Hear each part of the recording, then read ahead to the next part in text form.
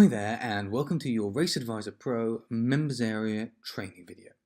In this video I want to go through the PR odds on your race card and how they work so that you can use them in your analysis. In another video we'll look at a strategy specifically to use them. Just in this video I want to show you how they're calculated and created so that you can incorporate them within your own selection finding. If we open a race, we can see here that we have the PR odds column. The probability power and the public odds relate directly to this column, and you can change the default setting for those in your settings page, or you can change them on a race by race basis here. If we click on any of the odds, we can see how they're calculated. The first thing we have is the total score, and this score is calculated using an artificial intelligence engine that goes out and looks at every similar race to this one that we have in our database of hundreds of thousands of races. It finds all of those similar races and it works out which of our factors have contributed the most towards predicting the winner in those races. When it's found those factors, it uses them and weights them appropriately for the race to come up with a combined score for each horse in the race.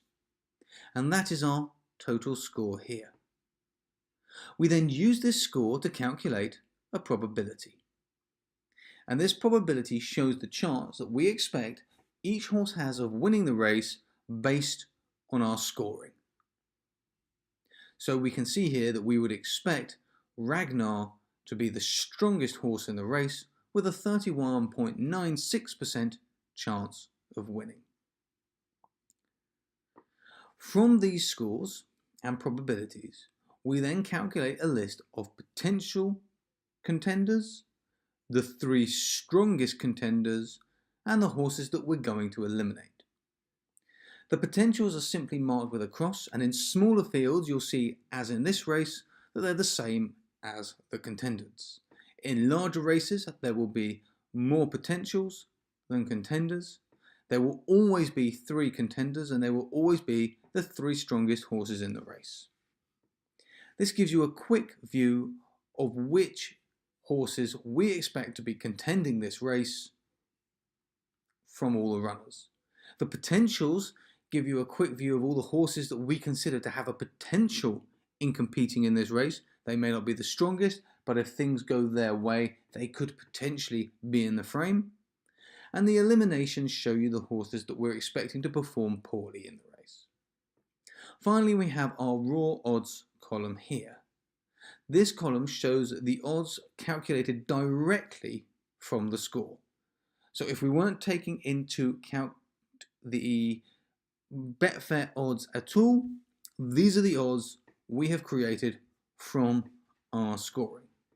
And you can use these exactly if you wish by simply taking the public odds down to 0. And you can see here that then we see our odds exactly. The public odds setting allows us to take the Betfair odds that are currently available and merge them with our raw odds to calculate a hybrid odds line which we show here. Generally speaking, the nearer you are to a race off time, the higher you want this percentage to be. It goes from 0 to 100. So near the off time you might want this at 85 or even 90%, because we know that the public odds are going to be very accurate at that time. When you click out of the box, it will adjust those odds for you automatically. The further away you are from race time, possibly the night before racing or in the morning, the less you want to factor in the Betfair odds, because we know the market's not formed properly and the odds aren't that accurate at that time. So you might want to reduce them down to 20 or so. If you're not sure what to set them at, a good setting is around 60 to 75 as a default. However, adjusting them based on the conditions of the race and how close to the race off time you are is the best way forwards. We then have our probability power. Changing this will change your score. And I'm going to do this by doing it drastically. So I'm going to drop this down to 0 and then click out of this box, and you'll see the probability all goes to 20%. And that's because we're taking this score and we're increasing it by a probability of 0, which gives pretty much each horse in the race an equal chance of winning. That's because the way we calculate our probabilities and our odds lines aren't directly off the total score. We use a more complicated algorithm that involves increasing their scores by a probability factor, and that's what this number is.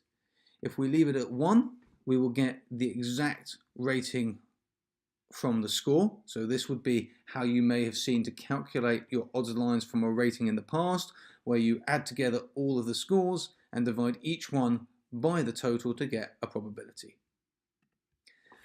The smaller we make it, if we make it 0.5 for example, you can see the closer those probabilities come together. If we make it 8, very, very high, we'll see them get much bigger. As a standard, we leave this as 2, and that's the setting we found to be the best. But if you are interested in playing around with how the probability scores are calculated, whether you have horses grouped closer together in probability or further away, then you can play about with this setting. But for most people, you're just going to want to leave it at 2.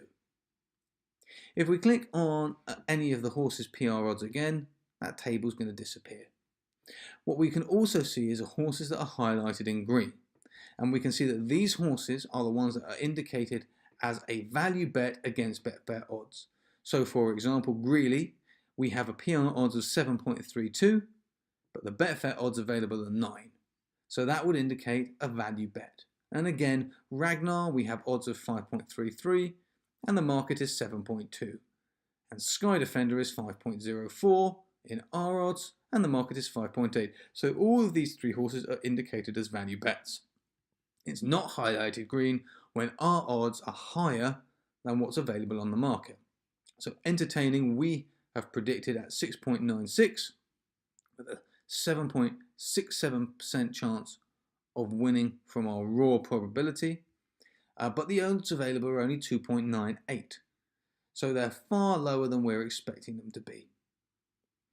So you can see very quickly here which odds are offering value, which horses are offering value, and which ones we're expecting to be the strongest. So that's how you use PR odds, that's how it functions, and we will look at strategies to use this specifically in another video. Thank you very much for watching.